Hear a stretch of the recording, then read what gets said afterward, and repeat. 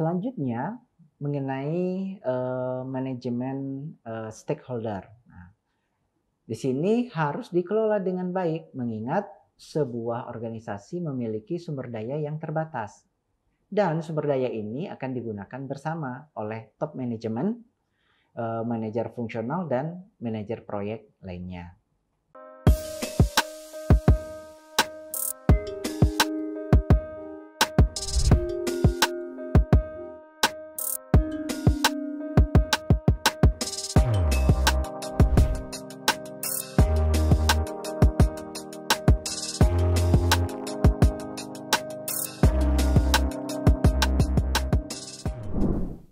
Tentunya pada stakeholder manajemen ini uh, butuh komitmen top manajemen karena project manager ini membutuhkan sumber daya yang memadai untuk mendukung proyeknya.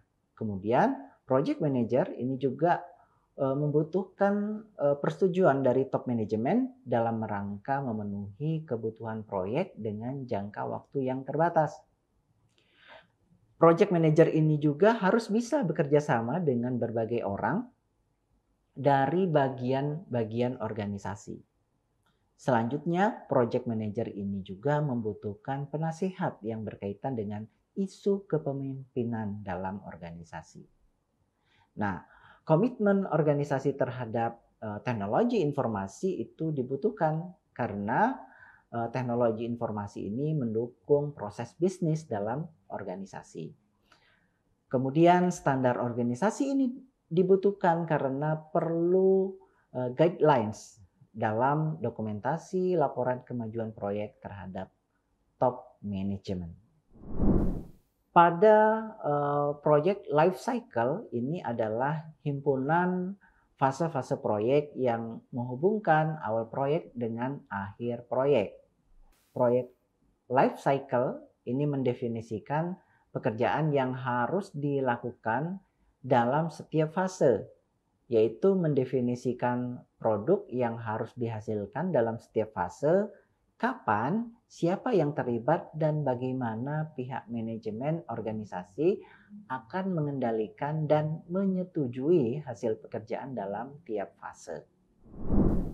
Fase-fase dalam proyek atau industri bisa berlainan, namun secara umum fase proyek itu terdiri dari yang pertama ini mengenai konsep, kemudian yang kedua ini development, kemudian yang ketiga ini adalah implementation, kemudian yang keempat ini adalah close out atau support. Dengan memahami project life cycle, manajer proyek dan organisasi diharapkan dapat mengendalikan proyek dan mengaitkan proyek dengan kegiatan operasional organisasi dengan tepat dalam rangka menjaga kinerja organisasi. Baiklah, mari kita lihat pada gambar di sini mengenai fase-fase proyek dan project life cycle. Karakteristik dari project life cycle ini dilakukan secara berurutan. Kemudian level biaya dan sumber daya yang dibutuhkan di awal rendah, kemudian memuncak dan menurun di akhir proyek. Level ketidakpastian dan risiko paling tinggi di awal proyek. Dan ini keterlibatan stakeholder untuk menentukan produk akhir dari proyek paling besar di awal proyek. Nah, berkaitan dengan biaya perubahan yang makin meningkat di akhir proyek. Nah, pada gambar ini kita bisa melihat tipikal biaya proyek dan level staff di seluruh siklus hidup proyek. Pada gambar ini kita juga bisa melihat bagaimana pengaruh stakeholders terhadap proyek. Nah, di sini kita bisa melihat arahnya bagaimana, ya. Kalau kita lihat di sini semakin lama untuk cost-nya itu akan semakin menaik. Nah, kemudian kita juga bisa melihat pada gambar ini untuk influence dari stakeholders ini semakin lama juga dia akan semakin menurun. Nah, pada karakteristik fase dalam project life cycle ini dapat dibagi menjadi sub fase. Nah, akhir dari tiap fase disebut dengan fase exit. Nah, fase gates atau kill point ini ditandai dengan adanya persetujuan dari pihak manajemen organisasi untuk melanjutkan fase berikutnya dalam rangka menjaga kemajuan proyek dan kesesuaian dengan tujuan organisasi. Di sini kita bisa melihat urutan fase yang khas dalam siklus hidup proyek. Baiklah, kita akan membahas mengenai siklus hidup prediktif. Nah, yang pertama, ini ada model waterfall. Nah, pada model waterfall ini memiliki tahapan pengembangan dan dukungan sistem yang jelas serta linear. Selanjutnya, ada model spiral. Pada model spiral ini menunjukkan bahwa perangkat lunak itu dikembangkan menggunakan pendekatan berulang atau spiral daripada pendekatan yang linear. Nah, selanjutnya ada model inkremental. Nah, pada model inkremental ini menyediakan pengembangan progresif terhadap perangkat lunak operasional. Kemudian pada model prototype. Nah, ini digunakan untuk mengembangkan prototype untuk memperjelas kebutuhan pengguna. Nah, selanjutnya ada juga model Rapid Application Development atau biasa dikenal dengan istilah RAD. Ya. Ini digunakan untuk menghasilkan sistem dengan cepat tanpa mengorbankan kualitas. Pada model waterfall itu tadi digambarkan dengan seperti ini ya. Ada beberapa tahapan pada model waterfall ini. Ada planning, kemudian ada analisis, ada desain, ada implementasi, baru jadilah produk atau biasa disebut dengan istilah sistem. Untuk model waterfall ini prosesnya itu dilakukan tahap demi tahap. Nah, kita bisa melihat di sini setelah planning itu pasti akan dilakukan analisis. Setelah analisis pasti akan dilakukan desain.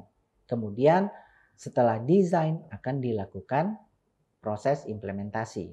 Baru jadilah produk. Nah, ini adalah model waterfall. Kemudian pada model spiral itu digambarkan seperti ini. Ya. Pada model spiral ini kita bisa melihat di sini mulai dari planning, ya, mulai dari planning, kemudian dia akan dilanjutkan dengan analisis, ya. Nah, dalam analisis ini kita bisa melihat ini dilakukan bisa berulang-ulang. Nah, jadi setelah analisis, kemudian desain, kemudian dibuat produknya, jadilah produk itu menjadi versi 1. Kemudian berulang lagi, ya. Setelah ada kebutuhan baru, ada tambahan kebutuhan baru, kemudian dianalisis kembali, kemudian didesain ulang, kemudian diimplementasi ulang, dan jadilah software dengan versi yang kedua. Kemudian muncullah kebutuhan sistem yang lain lagi, yang baru lagi. Kemudian dilakukan analisis lagi, kemudian desain, kemudian implementasi, dan muncullah software dengan versi yang ketiga. Begitu seterusnya. Dan ini adalah gambaran mengenai spiral model. Jadi ini ada proses yang dilakukan terus-menerus secara berulang. Nah, tentunya ini disesuaikan dengan kebutuhan yang ada.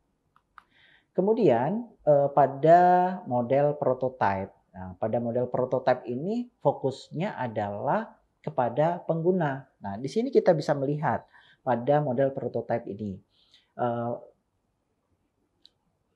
Setelah dilakukan planning, kemudian dilakukan analisis, ya.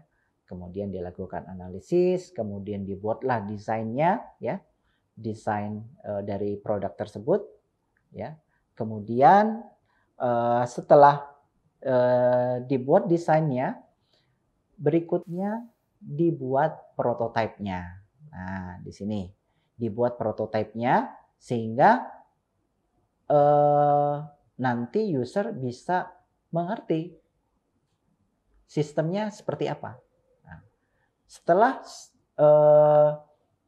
klien kita menyetujui bahwa prototipe yang akan dikembangkan seperti itu, maka akan dilanjutkan dengan implementasi di sini. Nah, setelah dilakukan implementasi, nanti akan divalidasi kembali oleh klien, ya. Setelah divalidasi, prototipenya benar, ya. Kemudian juga nanti akan dilanjutkan dengan implementasi berikutnya sehingga sistemnya menjadi satu produk yang siap digunakan. Ini pada model prototype. Kemudian, ini tadi ada model rapid application development. Nah, model rapid application development ini sebenarnya ini masuk ke kalau tren saat ini biasa disebut dengan istilah agile, ya. Agile software development. Nah, pada agile software development ini adalah satu pendekatan yang baru, ya, di mana adanya kolaborasi antara tim programmer dengan expert bisnis. Nah, ini begitu luar biasa untuk agile ini. Ini terbagi ada banyak sekali model-model dalam agile software development ini. Proyek teknologi informasi ini sangat beraneka ragam, ya, berkaitan dengan ukurannya, kompleksitasnya, produk yang dihasilkan, area aplikasi, dan sumber daya yang dibutuhkannya. Nah, tim proyek teknologi informasi ini harus memiliki kemampuan yang beraneka ragam dengan keterampilan yang juga beraneka ragam tentunya.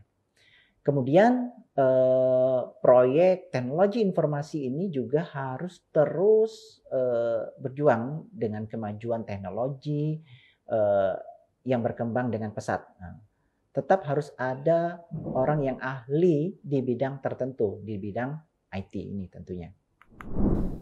Kemudian ada perbandingan proyek non IT dan proyek IT. Nah, pada proyek IT ini seringkali dianggap lebih sulit untuk dikelola. Ini kenapa? Ini karena sulit mendefinisikan ruang lingkup sejak awal. Kemudian juga mempengaruhi proses bisnis organisasi. Selanjutnya juga mempengaruhi strategi bisnis organisasi. Lebih banyak berinteraksi dengan lingkungan proyek dan memiliki resiko lebih tinggi karena pengembangan teknologi informasi yang begitu cepat. Proyek teknologi informasi ini bisa sangat beragam dalam hal ukuran, kompleksitas, produk yang dihasilkan, area aplikasi, dan kebutuhan sumber dayanya. Anggota tim proyek teknologi informasi ini seringkali memiliki latar belakang dan keahlian yang beragam tentunya. Pada proyek teknologi informasi ini menggunakan beragam teknologi yang berubah dengan sangat cepat.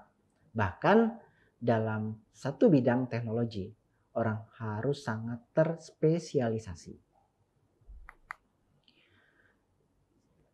Dan akhirnya kita dapat simpulkan dari materi kita pada hari ini, manajer proyek perlu mengambil pendekatan sistem saat mengerjakan proyek. Kemudian, organisasi memiliki 4 bingkai yang berbeda, yaitu struktural, sumber daya manusia, politik, dan simbolis. Selanjutnya, struktur dan budaya organisasi memiliki implikasi yang kuat bagi manajer proyek.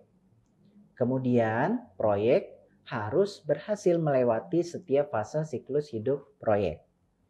Dan manajer proyek perlu mempertimbangkan beberapa faktor karena konteks unik dari proyek teknologi informasi. Dan yang terakhir, tren terbaru yang mempengaruhi manajemen proyek teknologi informasi termasuk globalisasi, outsourcing, dan tim virtual. Demikian materi kita pada hari ini. Jangan lupa like dan subscribe channel Kuliah Teknokrat. Saya akhiri pertemuan kita pada hari ini. Terima kasih atas perhatiannya. Assalamualaikum warahmatullahi wabarakatuh. Terima kasih sudah menyaksikan video pembelajaran ini. Jangan lupa like, komen, dan subscribe, serta nyalakan tanda loncengnya agar kalian tidak ketinggalan informasi update lainnya.